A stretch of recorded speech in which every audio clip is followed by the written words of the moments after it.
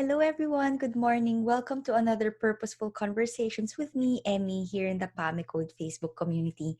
Now, I know that members in our community are here because you are very much into personal development. You want to grow, you want to flourish as a person, and you're always looking for ways to improve yourself. However, I do know that there are some of you who may have experienced some childhood trauma. Maybe you've been hurt, and you've been carrying this pain and this burden even as you try to grow as a person. And I know that you really need to resolve some of these issues, to heal your inner child, to enable you to grow and flourish as an adult. So what I did today is I invited our very special guest, Kathy Sanderson, who is a spiritual therapist, and we're here to talk about how to heal your inner child and how important it is to understand your inner child and to talk to your inner child with more compassion and with more love. So thank you very much. Thank you very much, Kathy, and warmest welcome to our community. Thank you so much for having me. It's a pleasure. Awesome. Well, before we get into our conversation about healing the inner child, tell us a little bit about yourself. What do you do and how do you help people? So, as you mentioned, I'm a spiritual therapist and I help women predominantly to see what they experience as a child, whether you would class that as trauma or not, is still affecting you today. People tell you so often that it's in the past and time heals and all of that. But in my experience, it doesn't. All it happens is it buries it deep down and it keeps coming back up and we shove it back down because we don't realize what it is. But when we realize why we are feeling the way that we do and how it's connected, we can actually change those beliefs about ourselves so easily. Right, yes. And I can actually understand why some people will just try to brush it off or bury it and not really resolve it, because for some, having to recall childhood trauma and experience, it's almost like reliving it, and they don't really want to go into that space. They just want to ignore it. But as you've said, if you actually have these unresolved issues, they will surface when you actually least expect it. So, what would you suggest if people are quite worried about, revisiting or, just actually even talking about their inner child and their traumatic childhood experiences? What's the starting point and why is it important to do this? It's really important to do this so that we understand why we've always felt that way about ourselves. So the first thing is to actually understand how your childhood can affect you, which is what I do in my workshop. The first bit is actually going through the different kind of childhood experiences that you can have, and whether they would be classed as traumatic or not doesn't really matter, because to a 2-year-old, not being given a chocolate biscuit is a traumatic event. It's just how we're taught to deal with it. So if something happens to you and you were told, oh, don't cry about it, don't be a baby, big boys don't cry, look, your sister's okay, she's doing that, why can't you? And you're not allowed to talk about it, then those emotions that you felt, which naturally release when we talk and we express ourselves and we're allowed to validate how we feel, don't become part of us. But if we have tuck them away because we haven't got any way of saying how we felt, it's like that rotten apple that goes in the bottom of the barrel and it just rots. Mm. And that's what happens. The emotions and everything that we felt gets pushed down, because where else can it go? And it literally blocks our energy flow. Now, our energy flow is so essential in everything we do, whether it's health, manifesting, abundance, everything, not just money. So if you've got those experiences where you felt unloved, unwanted, uncared for, unheard, unimportant, then they're going to attract those situations back into your life, because emotions are magnetic. So Mm. if you've got those unexpressed, unresolved, unvalidated feelings, they're just going to attract more and more of those situations in all different ways, but they're all going to make you feel the same, because you've not been able to talk about it. But because it's so far away in your past, and we rationalize as an adult. So, say, for example, if you were bullied, Mm. we talk to people sometimes about bullying, and it's a huge big thing now, oh, well, it made me stronger. And if I hadn't have been bullied, I I wouldn't have wouldn't be done the this, and I wouldn't person. have got I wouldn't have got a multi-million-dollar company, and it wouldn't have driven me. Well, how about you didn't need to be bullied to do that? When you were 6, you needed to be kept safe. You needed to know it was safe to actually walk down that school hallway. You needed somebody to come out and keep those people away from you, because now you don't believe the world's safe. It doesn't matter what you've achieved, you Mm. still don't believe the world's safe. So you're still holding all of that tension and all that stress in your body. So one of the big dangers about recognizing why we feel as we do is the rationalization as adults. Yeah, so I can actually see that. And I was going to ask you if you've noticed, for example, for yourself or for your clients, very specific limiting beliefs that you are holding as an adult, that can be traced back to childhood. Are there any common ones? So, like, for example, you've mentioned the bullying, that if you have those feelings unresolved, you might actually see the world as an unsafe place, and therefore you behave in a certain way. So, are there other limiting beliefs that you can sort of trace back from childhood trauma? Like, I know that a lot of people feel that they don't deserve love, or that they don't deserve abundance, that life is hard. So, are these beliefs, can you trace them back to unresolved childhood trauma? Well, most definitely. And it's really strange, because there can be so many different experiences, but you can always end up with the same beliefs. You're not worthy, you're not important, you're not heard, you're not loved, you're not safe. So my clients come to me with a variety of experiences, and I'm blessed that I'm able to know what age we need to go to and what actually happened, because we do bury it down.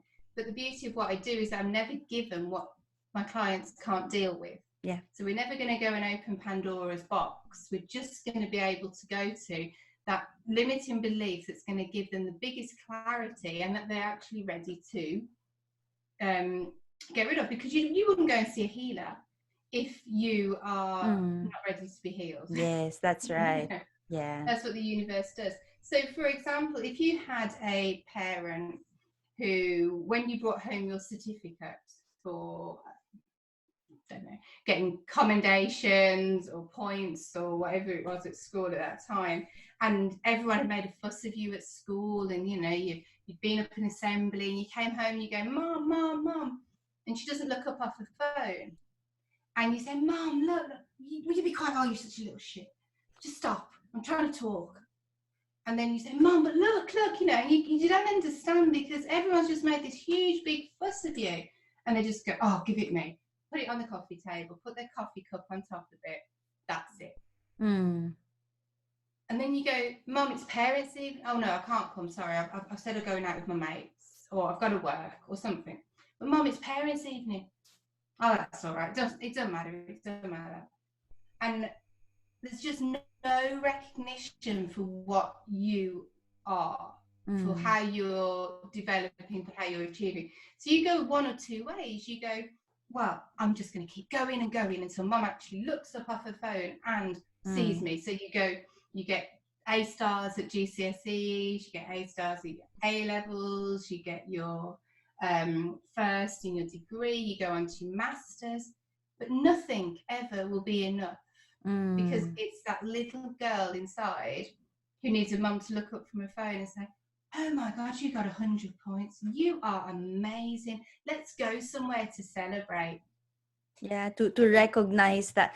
I know, one of my books, I actually do talk about imposter syndrome, and people having this limiting belief that they are not enough, that, or they don't deserve their success, or they don't even see their success, because perhaps as a child their achievements weren't really recognized, or that they feel as if it's not good enough, it's not really worth making fuss about. So there are some people as adults, when people give them compliments, when they achieve success, they don't understand what's the big deal.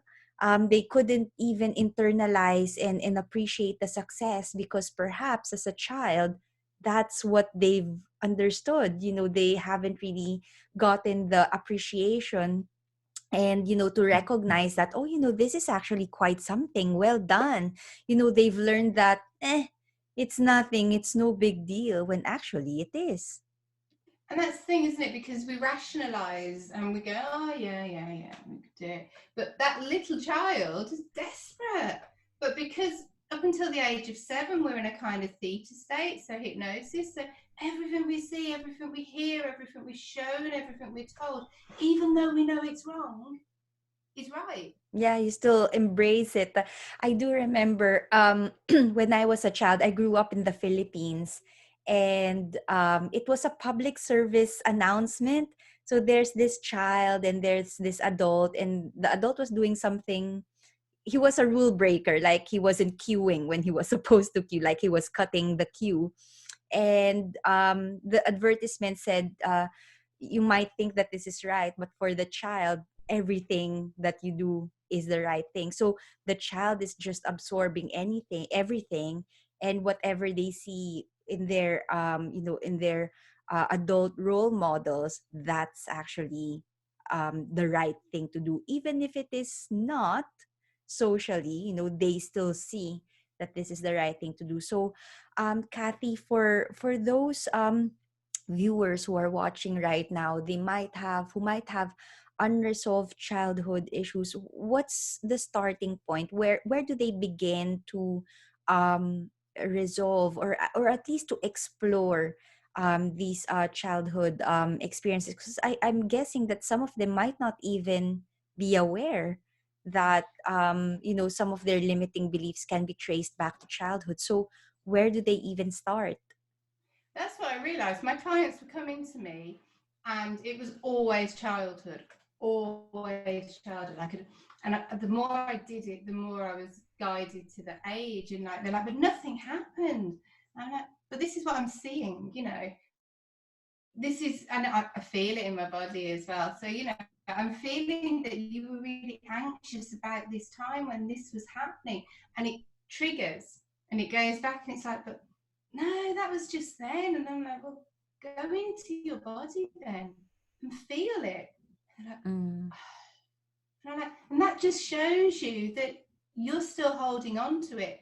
And I worked with a lot of people with fibromyalgia, um, and those kind of chronic illnesses, and being able to resolve their past. They can reduce their pain medication. They're no mm, longer self-sabotaging to show themselves that they're not good enough. Because if you hold the belief that you're not good enough and you've done enough in your life to beat yourself up, well, what's left? So you have pain, because pain is mm, going to beat yourself up every single day. So if you so often we go to all of these workshops and read the books about self-development, and you can go on a manifesting workshop and put it all in place, and it works for a week or two, maybe 3, maybe even 3 months, and then it's going to stop, because that little girl inside of you is going to go, well, actually, no, we're not that.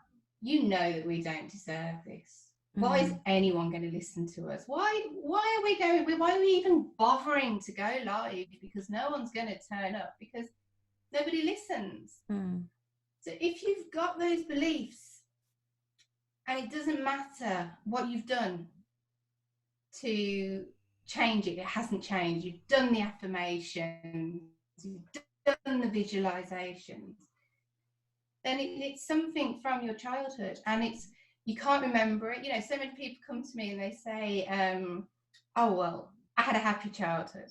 Okay, yeah.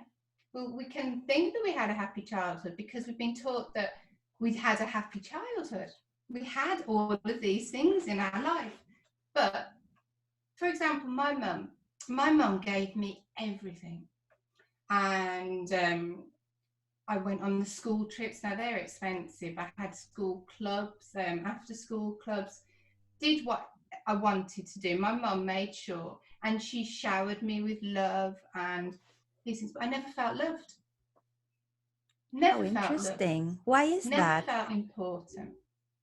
And what I've come to realise after doing a lot of work around it was my mum never felt loved. Mm. My mum was a child of a narcissistic mother. My mum, I've got a brother, so I always felt my brother was more important. So everything that my mum experienced as a child, because it was never resolved, even though she was trying to give me and my brother the best childhood ever, we learned from her beliefs about herself that she wasn't good enough. So when she looked in the mirror, she didn't like what she sees. She had to strive and strive and strive and constantly be trying to show that she was good enough. So that was a real flip because I had the guilt that I had a really good childhood, Mm. but I had the belief about myself and it came from somewhere. So to find about my childhood, and I'm like, but I had everything. And then when I told my mum that, I'm type 1 diabetic, diabetes is because you didn't feel loved, you didn't feel the sweetness of your life. And she's like, well, I couldn't have loved you more. Yeah. And I nearly fell on the floor because that is not how I experienced it. So our childhood is really, really powerful. And what people need to remember is it's not what we say, it's what we feel. Yeah, yeah.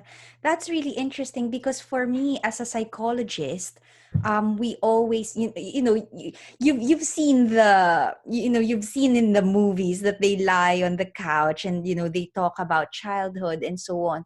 But it's always about thinking and rationalizing in words, whereas the way you work and now the people that I'm starting to connect with, you work with energy. You sense, you feel. And I love when you talked about what does your body say, because this is something that for us psychologists, we just talk, we analyze the experience from a rational, logical point of view. We dissect what the clients are saying. But for spiritual therapists, for energy healers, you actually work with the energy. You sense, you feel.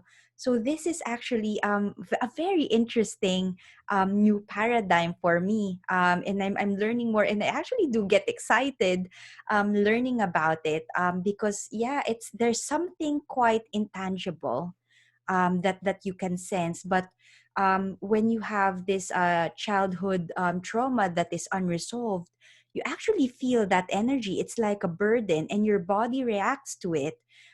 If you actually don't do anything about it, and you talk about pain, some people develop all sorts of chronic conditions, that manifest physically because of unresolved issues. So yeah, so the way you work with clients, is this how it goes? Do you encourage them to feel and to sense? Like, how does the process look like? So actually, what you were saying is quite prevalent. I work with a lady in Indiana. She's one of my coaching clients.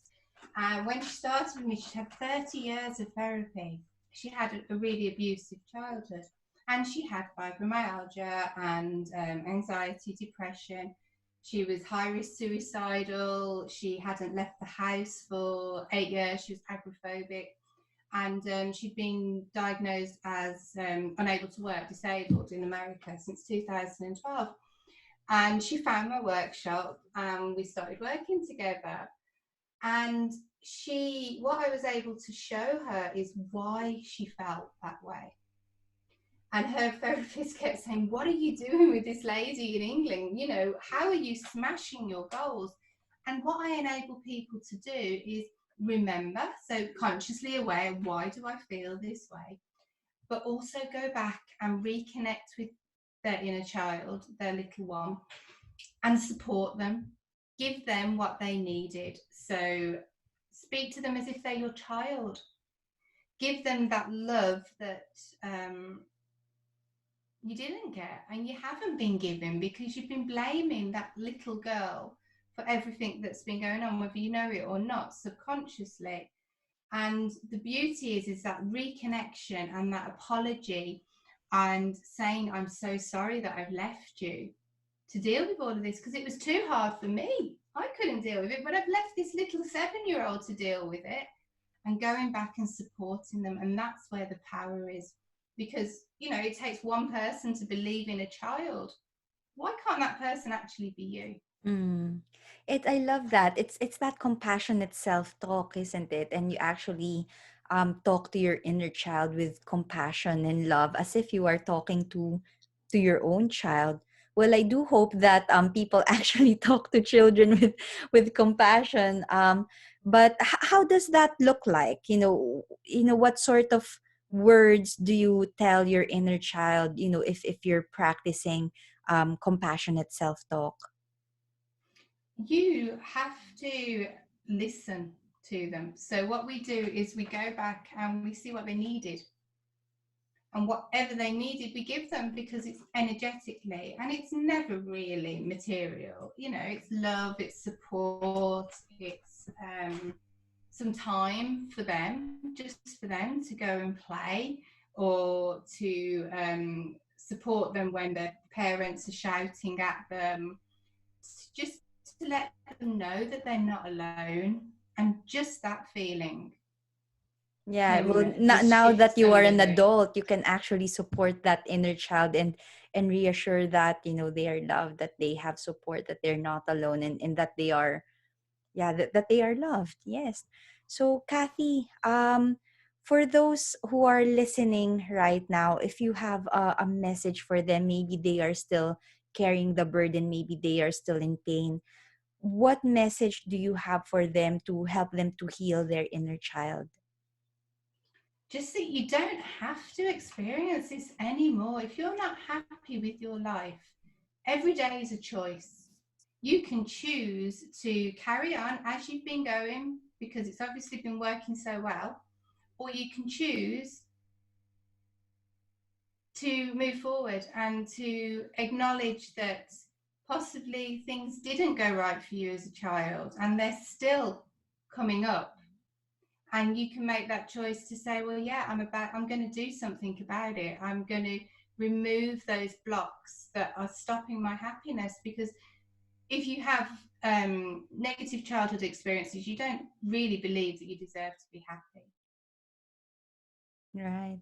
Yeah, I can see it's making that conscious choice. It's making that conscious decision to actually do something about it, because if you've been in denial that, you still have unresolved childhood issues, then you're not going to resolve it because you're denying it. So, yeah, having making that conscious decision to explore and to resolve it is actually a good step forward.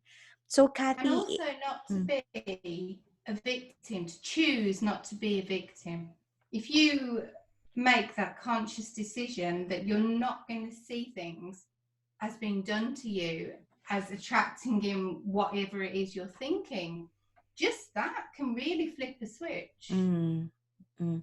I love that you have a choice and that you're not a passive recipient to your reality. And if things aren't going well right now, you can actually change it. And instead of, playing the victim, that things are happening to you rather than you actually making things happen, having that switch to flip, it actually can make a difference. Awesome. So, Kathy, if people would like to connect with you, where can they find you? So my website's healingfromwithin.co.uk, and you can find me on Facebook. So Healing From Within UK, if you just type that in after Facebook.com. I do have a free guide, because one of the important things about healing is actually learning to love yourself. So I've put together a 5-step guide, and you don't have to do them all at once. You can just choose one, do it for a month or two. So that's at healingfromwithin.co.uk. www.emee.co.uk/guide. But if I'm talking to you and you're thinking, yeah, I can see where that comes, yeah, possibly. I do have a Facebook group, and it's a long one. It's overcoming pain from childhood experiences and trauma. But we can put the link in. And just come in and have a look. It's a free group. It's very supportive. It's people there who want to heal, not who want to just stay stuck in their past. So that might be something that would appeal to your listeners. Yes, that's wonderful. We'll put the link in the description. So for those of you who are interested in that, and especially, yeah, if you want to have that support, and to be in the group of people who are also on the same boat of who want to heal their inner child, then that would be a really good opportunity, and a really good space to be in. So thank you very much, Kathy, for joining us today, and thank you everyone for tuning in and staying till the end, to listen to this conversation. If you feel as if, yeah, you are still having that burden, because of some unresolved childhood issues, or maybe you just really want to explore, maybe just like what Kathy said, maybe you might be in denial, thinking that there was nothing wrong, but throughout your life you've been carrying this, and you're just denying that your inner child is still hurting. You actually do need to explore that, and see what you can do about it, to explore what unresolved needs your inner child might still be longing for, and if you've been carrying it even as an adult. So you need to explore it, you need to find a way to heal your inner child. And I hope that our conversation today have given you some guidance and some inspiration on what you need to do next. So thanks again, Kathy. Thanks again, everyone, for tuning in, and we'll catch up again next time for another purposeful conversation with me, Emmy, here in the Pami Code Facebook group. Until then, take care and bye for now. Bye. Bye bye.